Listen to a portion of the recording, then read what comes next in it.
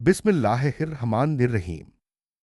सूरह अल-बकरा आयत 199 से 208। हज की तकमील, दुआ की सही रूह और मुकम्मल इस्लाम। आयत दर आयत हिंदी तर्जुमा। फिर तुम वहीं से लौटो जहां से सब लोग लौटते हैं, और अल्लाह से मगफिरत मांगो। बेशक अल्लाह बहुत बख्शने वाला, बड़ा मेहरबान है।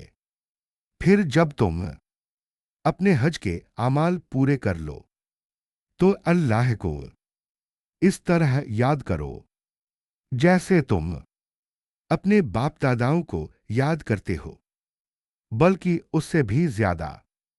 फिर लोगों में से कोई कहता है, ए हमारे रब, हमें दुनिया में दे दे और उसके लिए आखिरत में कोई हिस्सा नहीं। और उनमें से कुछ कहते हैं, ए हमारे रब, हमें दुनिया में भी भलाई दे और आखिरत में भी भलाई दे, और हमें आग के अजाब से बचा। यही वे लोग हैं जिनके लिए उनके कमाए का हिस्सा है, और अल्लाह हिसाब लेने में तेज है। और गिनती के कुछ दिनों में अल्लाह को याद करो। फिर जो 2 दिनों में जल्दी कर जाए उस पर कोई गुनाह नहीं, और जो देर कर ले उस पर भी कोई गुनाह नहीं। यह उसके लिए है जो तकवा इख्तियार करे, और अल्लाह से डरो, और जान लो कि तुम उसी की तरफ इकट्ठा किए जाओगे। और लोगों में कोई ऐसा है कि उसकी दुनिया की बात तुम्हें भा जाती है, और वह अपने दिल की बात पर अल्लाह को गवाह बनाता है, हालांकि वह सबसे ज्यादा झगड़ालू दुश्मन होता है।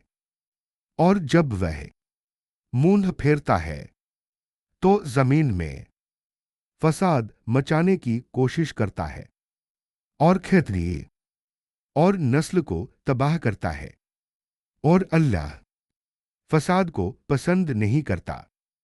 और जब उससे कहा जाता है, अल्लाह से डरो, तो इज्जत उसे गुनाह पर उभार देती है, तो उसके लिए जहन्नम काफी है, और वह बहुत बुरा ठिकाना है।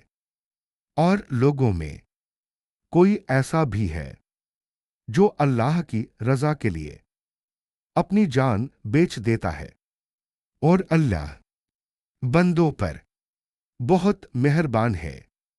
ए ईमान वालों, इस्लाम में पूरी तरह दाखिल हो जाओ, और शैतान के कदमों की पैरवी मत करो।